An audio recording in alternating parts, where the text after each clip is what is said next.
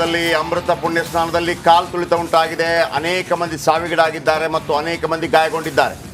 ತ್ರಿವೇಣಿ ಸಂಗಮದಲ್ಲಿ ಸ್ನಾನಕ್ಕೆ ಮುಗಿಬಿದ್ದ ಭಕ್ತ ಸಾಗರ ಇವತ್ತು ಪುಣ್ಯ ಸ್ನಾನಕ್ಕೆ ಮುಗಿಬಿದ್ದ ವೇಳೆ ಭೀಕರ ಕಾಲು ತುಳಿತ ಆಗುತ್ತೆ. ಬಹಳ ದೊಡ್ಡ ಕಾಲು ತುಳಿತ. ಕುಂಭದಲ್ಲಿ ಅಮೃತ ಸ್ನಾನದ ಸಂದರ್ಭದಲ್ಲಿ ಕಾಲು ತುಳಿತ ಉಂಟಾಗುತ್ತೆ.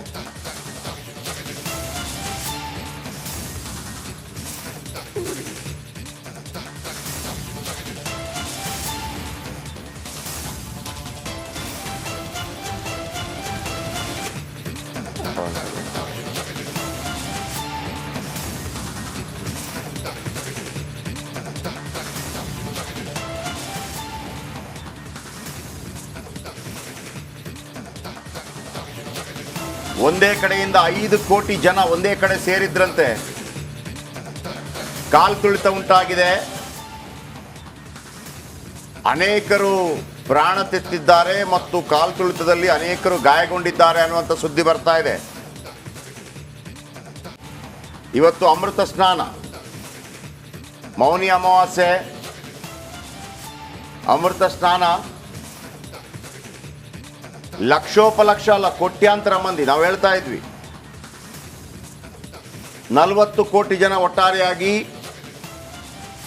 ಪ್ರತಿ ದಿವಸ 1 ಕೋಟಿ 2 ಕೋಟಿ, ಇವತ್ತು 5 ಕೋಟಿ ಜನ ಒಂದೇ ಕಡೆ ಸೇರಿದ್ದಾರಂತೆ.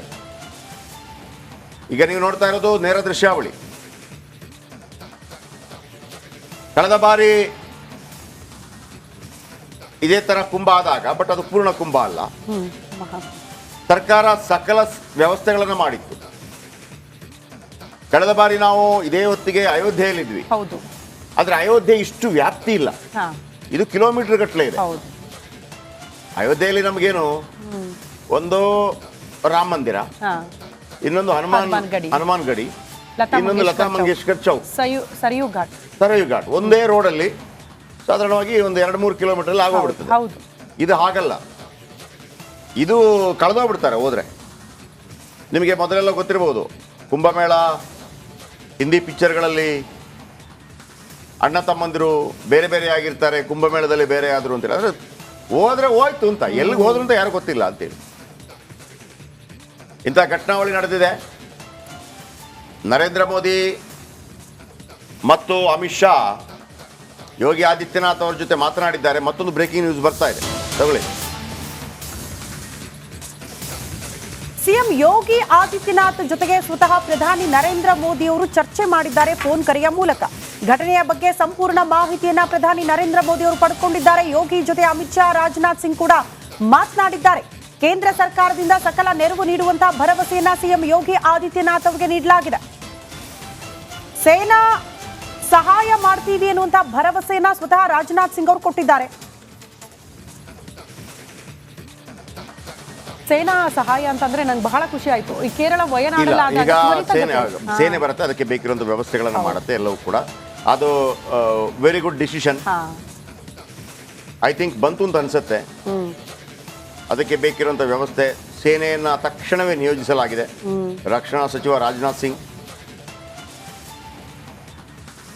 ಅಂದ್ರೆ ಅವರೆಲ್ಲವನ್ನು ಕೂಡ 5 ನಿಮಿಷದಲ್ಲಿ ಮಾಡ್ತಾರೆ. 5 ನಿಮಿಷದಲ್ಲಿ ಅಂತಂದ್ರೆ, ಈ ಹಿಂದೆ ಕೇದಾರನಾಥದಲ್ಲಿ ಭೂಕುಸಿತ ಉಂಟಾಗಿತ್ತು, ಪ್ರಳಯ ಉಂಟಾಗಿತ್ತು. ಆ ಸಂದರ್ಭದಲ್ಲಿ ಶೋಭಾ ಕರಂದ್ಲಾಜೆ ಆ ಕಡೆ ಎಲ್ಲ ಹೋಗಿದ್ರು, ವಾಪಸ್ ಬಂದಿದ್ರು. ಆಗ ನಾನು ಮಾನಸ ಸರೋವರಕ್ಕೆ ಹೋಗಿ ಬಂದಿದ್ರು ಅವರು. ಆಗ ಇಲ್ಲಿ ಬಹಳ ದೊಡ್ಡ ಇದು ಉಂಟಾಗಿತ್ತು ಕೇದಾರನಾಥಲ್ಲಿ. ಆಗ ಅವ್ರು ಹೇಳ್ತಾ ಇದ್ರು, ಇಲ್ಲ ಸೇನೆ ನೆರವು ತಗೊಂಡ್ರೆ ಅವರೊಂದು ಅರ್ಧ ಗಂಟೆಯಲ್ಲಿ ಸೇತುವೆ ನಿರ್ಮಾಣ ಮಾಡಿಬಿಡ್ತಾರೆ ಅಂತೇಳಿ. ನಾನು ಅದನ್ನು ತುಂಬ ವರ್ಷಗಳಿಂದ ಕಾಯ್ತಾ ಇದ್ದೆ, ಅದು ಹೆಂಗೆ ಅಂತ ನನಗೊಂದು ಸಣ್ಣ ಡೌಟ್ ಇತ್ತು. ನಂತರ ಅದು ಕೇರಳ ವಯನಾಡಿನಲ್ಲಿ ಅದನ್ನು ಹೆಂಗ್ ಮಾಡಿದ್ರು ಅಂತಂದ್ರೆ ಅವ್ರು ಬಿಟ್ಟು ಹೋಗ್ತಾರೆ ಅದನ್ನ. ಎಲ್ಲ ವ್ಯವಸ್ಥೆಗಳು ಪಟ್ ಪಟ್ ಪಟ್ ಪಟ್ ಪಟ್ ಮಾಡ್ತಾರೆ. ಸೇನೆಯ ಇದೇ ಬೇರೆ, ಸೇನೆ ಫೈನಲ್ಗೆ ಬರೋದು. ಬಟ್ ಇಲ್ಲಿ ಬಹಳ ಬೇಗ ಎಚ್ಚೆತ್ಕೊಂಡ್ರು, ಸೇನೆಯನ್ನು ಕರೆಸಿದ್ದಾರೆ. ಇದರ ಜೊತೆಗೆ ನಾನು ಸಾಧ್ಯವಾದ್ರೆ ಏನೆಲ್ಲ ವ್ಯವಸ್ಥೆಗಳನ್ನು ಉತ್ತರ ಪ್ರದೇಶ ಸರ್ಕಾರ ಕೈಗೊಂಡಿತ್ತು, ಯಾಕಂದ್ರೆ 40 ಕೋಟಿ ಜನ ಬರೋದು ಅಂತಂದ್ರೆ ಈಸಿ ಅಲ್ಲ. ಕರ್ನಾಟಕ ಜನಸಂಖ್ಯೆ ಎಷ್ಟು ಹೇಳಿ? 6. 6 36, 6 42. ಅಂದ್ರೆ 7 ಕರ್ನಾಟಕ ರಾಜ್ಯ ಇಂಟು 7 ರಾಜ್ಯ, 42 ಕೋಟಿ ಅಷ್ಟು ಜನ ಅಲ್ಲಿಗೆ ಬರ್ತಾರೆ. ವ್ಯವಸ್ಥೆ ಮಾಡೋದು ಸುಲಭದ ಕೆಲಸ ಅಲ್ಲ. ಆದರೆ ಹರಿದು ಬರುವ ದುಡ್ಡಿನ ಮಹಾಪುರ ಇದೆಯಲ್ಲ, ಕಡಿಮೆ ಏನಲ್ಲ. ಆದಾಯ ನನಗೆ ಒಂದು ಸಣ್ಣ ಅಸೂಯೆ ಇತ್ತು. ಅಸೂಯೆ ಅಂತಂದ್ರೆ ನಮ್ಮ ಕರ್ನಾಟಕದಲ್ಲಿ ಆಗಬೇಕಿತ್ತು ಇದು, ಒಳ್ಳೆ ಆದಾಯ ಸಿಗುತ್ತೆ, ಒಳ್ಳೆ ಆದಾಯ ಸಿಗ್ತಾ ಇತ್ತು ಅಂತೇಳಿ. ಅದು ಬೇರೆ ರೀ. ಈಗ ಅಲ್ಲಿ ಕಾಂಗ್ರೆಸ್ ಇದೆಯಾ, ಬಿಜೆಪಿ ಇದೆಯಾ, ಮತ್ತೊಂದು ಇದೆಯಾ, ಫ್ರೀ ಗ್ಯಾರಂಟಿ ಕೊಡ್ತಾರೆ, ಅದು ಬೇರೆ ಬೇರೆ. ಸಿದ್ದರಾಮಯ್ಯನಂತ ಒಬ್ಬ ಸಮರ್ಥ ನಾಯಕ ಏನಿದ್ದಾರೆ, ಅವ್ರಿಗೊಂದು 4 ಲಕ್ಷ ಕೋಟಿ ಹರಿದು ಬಂದ್ರೆ ಆ ಮನುಷ್ಯ ಏನೊಂದು ಮಾಡಬಲ್ಲ, ಅಥವಾ ಮುಂದೆ ಡಿ ಕೆ ಶಿವಕುಮಾರ್ ಆದವರು ಏನಾದರೂ ಮಾಡಬಲ್ಲ, ಅಥವಾ ಕುಮಾರಸ್ವಾಮಿ ಇದ್ರು ಏನೋ ಮಾಡ್ತಿದ್ರು, ಅಥವಾ ಬಿಜೆಪಿಯಿಂದ ಯಡಿಯೂರಪ್ಪ. ನನ್ನ ಆಲೋಚನೆ ಆ ಥರದ್ದು, ಬಹಳ ಪರಿಶುದ್ಧವಾದ ಆಲೋಚನೆ ನನ್ನದು. ಯಾರು ಅವ್ರಿಗೆ ಹೋಗುತ್ತೆ ಅಂತಲ್ಲ, ಏನಾದರೂ ಮಾಡಿದ್ರು ಕೂಡ, ಏನು ಮಾಡಿದ್ರು ಕೂಡ ಯಾವುದೇ ಸರ್ಕಾರ ಮಾಡೋದು ಜನಗಳಿಗೆ ಹೋಗ್ಬೇಕಲ್ಲ. ಒಂದು ಸಾಲ ಮನ್ನಾ ಆಗ್ತಿತ್ತೇನೋ ಭಾಳ ದೊಡ್ಡ ಮಟ್ಟದಲ್ಲಿ ಕರ್ನಾಟಕದ ಎಲ್ಲ ಸಾಲ ಮನ್ನಾ. ಈ ಇದಿತ್ತಲ್ಲ ಯಾವುದು ಮೈಕ್ರೋ ಫೈನಾನ್ಸ್ ಯಾವ್ದೆಲ್ಲ ಇದೆಯಪ್ಪ, ಅದು ಹೇಳ್ಬಾರ್ದು. ಫಸ್ಟ್ ಸಾಲ ಮನ್ನಾ ಮಾಡ್ತೀನಿ ಅಂತ ಹೇಳ್ಬಾರ್ದು, ಎಲ್ಲರದ್ದು ಫೈನಲ್ ಮಾಡ್ಕೊಂಡು ಹೋಗ್ಬೇಕು.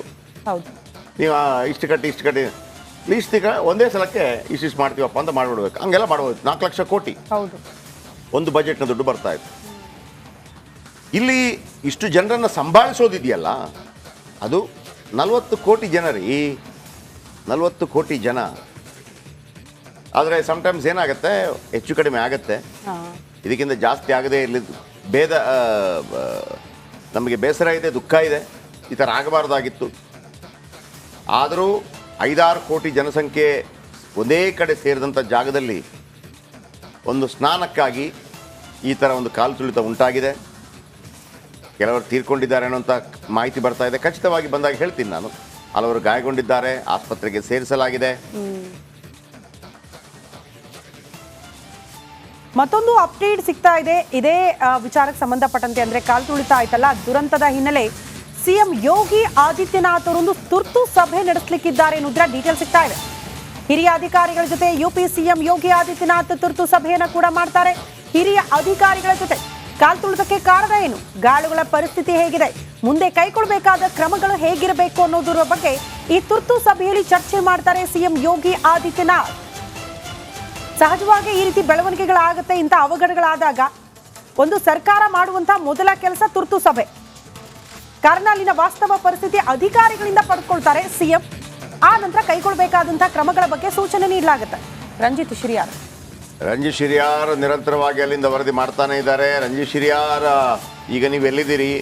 ನೀವು ಮೊದಲು ಸೇಫ್ ಆಗಿರಿ, ಒಂದನೇದು. ಎರಡನೇದು, ಈ ಕಾಲು ತುಳಿತ ಎಲ್ಲಿ ಸಂಭವಿಸಿದೆ ಅಲ್ಲಿಂದ ನೀವೆಷ್ಟು ದೂರದಲ್ಲಿದ್ದೀರಿ? ಈಗ ಅಲ್ಲಿ ಒಂದು ಪರಿಸ್ಥಿತಿ ನಿಮಗೆ ಗಮನಿಸಿದರೆ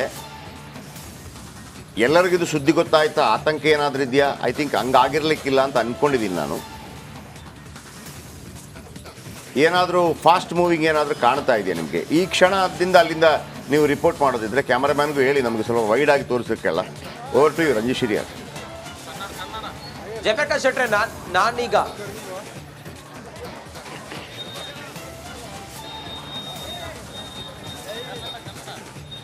ಥ್ಯಾಂಕ್ ಯು ಜಯಪ್ರಕಾಶ್ ಶೆಟ್ರೆ. ನಮ್ಮ ಕ್ಯಾಮರಾಮನ್ ವಿಜೆ ಕೃಷ್ಣ ಸ್ವಲ್ಪ ವೈಡ್ ಆಗಿ ತೋರಿಸ್ತಾ ಇದ್ರೆ ನೋಡಿ ಜಯಪ್ರಕಾಶ್ ಶೆಟ್ರೆ, ಇದು ಜನಸಾಗರ ಸುನಾಮಿ. ಇದು ಇಲ್ಲಿ ಬರುವಂತ ಜನಸಾಗರ ಹಿಂಗೆ ಇದೆ ಜಯಪ್ರಕಾಶ್ ಶೆಟ್ರೆ. ನೋಡಿ, ಗಮನಿಸ್ತಾ ಇದ್ದೀರಲ್ಲ, ಇಷ್ಟು ಜನ ಇವರೆಲ್ಲರೂ ಕೂಡ ನಿನ್ನೆ ರಾತ್ರಿ ಸಂಗಮದಲ್ಲಿ ಸ್ನಾನ ಮಾಡಿ ಇವರೆಲ್ಲರೂ ಕೂಡ ಹೊರಟವರು. ಸುಮಾರು 1 ಗಂಟೆವರೆಗೂ ಕೂಡ ಸ್ನಾನ ಮಾಡುವಾಗ ಏನೂ ಕೂಡ ಲೈಹಿತಕರ ಘಟನೆ ಆಗಿರಲಿಲ್ಲ. ಅದಾದ ನಂತರ ಆಗಿರೋದು ಸುಮಾರು 2:30 ಸುಮಾರಿಗೆ ಆಗಿರುವಂಥ ಕಾಲ್ತುಳಿತ. ಯಾಕಾಗತ್ತೆ ಅಂತ ಹೇಳಿದ್ರೆ, 2 ಗಂಟೆ ಸುಮಾರಿಗೆ ಅಲ್ಲಿರುವಂಥ ನಾಗಸಾಧುಗಳು ಮತ್ತೆಲ್ಲ ಸಾಧು ಸಂತರುಗಳು ಪ್ರೊಸೆಷನ್ ಮೂಲಕ ಅಲ್ಲಿ ಸ್ನಾನಕ್ಕೆ ಬರ್ತಾರೆ, ಪುಣ್ಯ ಸ್ನಾನಕ್ಕೆ ಬರ್ತಾರೆ ಅನ್ನೋ ವಿಚಾರ ಎಲ್ಲ ಕಡೆಗಳಲ್ಲೂ ಕೂಡ ಹಬ್ಬಿತ್ತು. ಅದರಂತೆ ಮಕರ ಸಂಕ್ರಾಂತಿಯ ದಿನವೂ ಕೂಡ ಅವರು ಅದೇ ಸಮಯಕ್ಕೆ ಬಂದಿದ್ರು. ಆದರೆ ಆ ನಕ್ಷತ್ರ ಮತ್ತು ಆ ಸಂದರ್ಭ ಅದೆಲ್ಲ ನೋಡಿದಾಗ ನಿರ್ವಾಣ ಅಖಾಡ 5:15ಕ್ಕೆ ಬರೋದಿತ್ತು. ಅದಾದ ನಂತರ 6 ಗಂಟೆಗೆ ನಿರಂಜನಿ ಅಖಾಡ, 6:15ಗೆ ಜುನ್ನಾ ಅಖಾಡ ಸೇರಿದಂತೆ ದಿಗಂಬರ ಅಖಾಡ ಹಾಗೆ ಗೋರಖನಾಥ್ ಅಖಾಡ ಇವೆಲ್ಲವೂ ಕೂಡ ಹಂತವಾಗಿ ಬಂದು ಶಾಹಿ ಸ್ನಾನವನ್ನು ಮಾಡಬೇಕಾಗಿತ್ತು. ಜನ ಏನು ಅನ್ಕೊಂಡ್ಬಿಟ್ರು, 2 ಗಂಟೆಗಿನ್ನೂ ಬರಲಿಲ್ವಲ್ಲ ಅಂಥೇಳಿ ಬರುವ ಜನ ಆ ಪ್ರೊಸೆಷನ್ ನೋಡಬೇಕು ಅಂಥೇಳಿ ಇದ್ದವರೆಲ್ಲರೂ ಕೂಡ ಅಲ್ಲೇ ಇದ್ರು. ಬರುವ ಜನರ ಹರಿವು ಬಂದು ಸೇರ್ತಾ ಇತ್ತು. ಆಗ ಕಂಟ್ರೋಲ್ ಮಾಡ್ಲಿಕ್ಕೆ ಆಗಲಿಲ್ಲ ಜನರನ್ನ. ಆಗ ಜನ ಒಂದೇ ಸಮನಕ್ಕೆ ನೂಕಾಟ ತಳ್ಳಾಟ ಎಲ್ಲ ಆಯ್ತು. ಪೊಲೀಸರಿಗೂ ಕೂಡ ಕಂಟ್ರೋಲ್ ಮಾಡ್ಲಿಕ್ಕೆ ಆಗಲ್ಲ. ಆ ತಕ್ಷಣಕ್ಕೆ ಬ್ಯಾರಿಕೇಡ್ನೆಲ್ಲ ತಳ್ಳಿದ್ರು. ಬ್ಯಾರಿಕೇಡ್ ತಳ್ಳಿ ಅಲ್ಲಿದ್ದವರು ಮಲಗಿದ್ದವರು ರಾತ್ರಿ ಎಲ್ಲ ಅಲ್ಲೆಲ್ಲ ಮಲಗ್ತಾರೆ. ಯಾಕಂತ ಹೇಳಿದ್ರೆ ರಾತ್ರೋರಾತ್ರಿ ಎಲ್ಲಿಂದನೋ ಬಂದಿರ್ತಾರೆ, ಬೆಳಿಗ್ಗೆ ಸ್ನಾನ ಮಾಡ್ಕೊಂಡು ಹೋಗ್ಬೇಕು ಅಂತ ಹೇಳಿ ಎಲ್ಲ ಬಂದವರೆಲ್ಲ ಮಲಗಿದ್ರು. ಅವ್ರ ಮೇಲೆಲ್ಲ ಬ್ಯಾರಿಕೇಡ್ ಬಿದ್ದು ದೊಡ್ಡ ಗಂಡಾಂತರ ಆಗ್ಬಿಡುತ್ತೆ. ಘಟನೆಯಲ್ಲಿ ನೂರಾರು ಜನ ಗಾಯಗೊಳ್ತಾರೆ. ಎಷ್ಟು ಜನ ಸತ್ತಿದ್ದಾರೆ ಅನ್ನೋದ್ರ ಬಗ್ಗೆ ಇದ್ರ ಬಗ್ಗೆ ಮಾಹಿತಿ ಇಲ್ಲ. ಸದ್ಯ ನಾವೀಗ ಸಂಗಮದಿಂದ ಸುಮಾರು 5 ಕಿಲೋಮೀಟರ್ ದೂರದಲ್ಲಿದ್ದೀವಿ. ಸಂಗಮದಿಂದ 5 ಕಿಲೋಮೀಟರ್ ದೂರದಲ್ಲಿ ಜನ ಹೆಂಗಿದೆ ನೋಡಿ ಜಯಪ್ರಕಾಶ್ ಶೆಟ್ರೆ. ವೈಡ್ ಆಗಿ ತೋರಿಸಿ ನಮ್ಮ ವಿಜಯ ಕೃಷ್ಣ. ಜನ ಹೆಂಗಿದೆ ನೋಡಿ ಜಯಪ್ರಕಾಶ್ ಶೆಟ್ರೆ. 5 ಕಿಲೋಮೀಟರ್ ವರೆಗೂ ಕೂಡ ಇದೇ ರೀತಿಯ ಕ್ರೌಡ್ ಇದೆ. ಎಲ್ಲಾ ರೋಡ್ಗಳನ್ನ ಬಂದ್ ಮಾಡಿದ್ದಾರೆ. ಅದ್ರ ಜೊತೆಗೆ ಬ್ಯಾರಿಕೇಡ್ಗಳನ್ನ ಹಾಕಿ ಒನ್ ವೇ ಮಾಡಿದ್ದಾರೆ. ಹೋಗೋದಕ್ಕೆ ಮಾತ್ರ ನೀ ನಡಿ ಒಂದು 15ರಿಂದ 20 ಕಿಲೋಮೀಟರ್ ಸಂಗಮಕ್ಕೆ ಹೋಗ್ಲಿಕ್ಕೆ ಸಾಧ್ಯ ಇಲ್ಲ ಬಿಡಿ. ನೀವು ಯಾವುದೇ ಆ ಗಂಗಾ ಘಾಟ್ ಆಗಿರ್ಬೋದು, ಸರಸ್ವತಿ ಘಾಟು ಅಥವಾ ದಶಾಶ್ವವೇಧ ಘಾಟು ಅಥವಾ ನಿಮಗೆ ಸರಸ್ವತಿ ಘಾಟ್ ಯಾವ ಘಾಟಕ್ಕೆ ಹೋಗೋದಾದ್ರೂ ಕೂಡ ನಿಮಗೆ 15ರಿಂದ 20 ಕಿಲೋಮೀಟರ್ ನಡ್ಕೊಂಡು ಹೋಗಬೇಕು. 60 ಕಿಲೋಮೀಟರ್ ಮುಂದೆನೇ ಟ್ರಾಫಿಕ್ ಜಾಮ್ ಆಗಿದೆ. ಎಷ್ಟು ಮೂಮೆಂಟ್ ಸ್ಲೋ ಇದೆ ಅಂತ ಹೇಳಿದ್ರೆ ನೀವು ನೋಡಿ, ಜನ ಅಷ್ಟು ಹರಿವು ಹಂಗಿದೆ. ಈ ದಿನದ ಸ್ನಾನಕ್ಕೋಸ್ಕರ ಬೇರೆ ಬೇರೆ ಊರುಗಳಿಂದ, ದೇಶಗಳಿಂದ, ವಿಶ್ವದಿಂದ ಜನ ಬರ್ತಾ ಇದ್ದಾರೆ ಜಯಪ್ರಕಾಶ್ ಶೆಟ್ರೆ. ಬಹುಶಃ ಇದ್ರ ಅರಿವು ಯೋಗಿ ಸರ್ಕಾರಕ್ಕೂ ಕೂಡ ಇತ್ತು. ಹಾಗಾಗಿ ಎಲ್ಲ ವ್ಯವಸ್ಥೆಯನ್ನು ಮಾಡ್ಕೊಂಡಿದ್ರು. ಯಾವುದೇ ವೆಹಿಕಲ್ ಮೂವ್ಮೆಂಟ್ ಇರಲಿಲ್ಲ, ಯಾವುದೇ ಕಾರ್ ಮೂವ್ಮೆಂಟ್ ಇರಲಿಲ್ಲ. ಪೊಲೀಸರಿಗೂ ಕೂಡ ಜೀಪ್ ತಗೊಂಡು ಹೋಗೋದಕ್ಕೆ ಅಥವಾ ಕಾರ್ ತಗೊಂಡು ಹೋಗೋದಕ್ಕೆ ಅವಕಾಶ ಇರಲಿಲ್ಲ. ಅದೆಲ್ಲದರ ಹೊರತಾಗಿಯೂ ಕೂಡ ಇಂಥದ್ದೊಂದು ದುರಂತ ಆಗುತ್ತೆ ಅಂತ ಹೇಳಿದರೆ ನೀವೇ ಅರ್ಥ ಮಾಡ್ಕೊಳ್ಳಿ ಜನರ ಸುನಾಮಿ ಎಷ್ಟಿರ್ಬೋದು ಅಂತೇಳಿ. ಮಕರ ಸಂಕ್ರಾಂತಿಯ ದಿನ ಶಾಹಿ ಸ್ನಾನ ಮಾಡಿದಾಗ 4 ಕೋಟಿ ಜನ ಸ್ನಾನ ಮಾಡಿದರು. ಆದರೆ ಇವತ್ತು ಬರೀ ಸಂಗಮದ ಬಳಿಯ ನಿಗದಿತ ಅಥವಾ ಆ ಸೀಮಿತವಾದಂಥ ಜಾಗದಲ್ಲಿ 5 ಕೋಟಿ ಜನ ಇದ್ರು ಅಂತ ಹೇಳಿದರೆ ನೀವು ಅರ್ಥ ಮಾಡ್ಕೊಳ್ಳಿ. ಬರೀ ಸಂಗಮ ಘಾಟ್ನ ಬಳಿ ಇದ್ದಂಥ ಜನ ಅದು. ಇನ್ನು ಗಂಗಾ ಘಾಟು ಸೇರಿದಂತೆ ಸುಮಾರು 14 ಘಾಟ್ ಇದೆಯಲ್ಲ, ಅಲ್ಲೆಲ್ಲ ಎಷ್ಟು ಜನ ಸ್ನಾನ ಮಾಡ್ತಿರ್ಬೇಕು ಏನು ಎತ್ತ ಅಂತೇಳಿ. ಈ ಕ್ಷಣಕ್ಕೆ ನೀವು ಕೇಳ್ತಿರೋ ಹಾಗೆ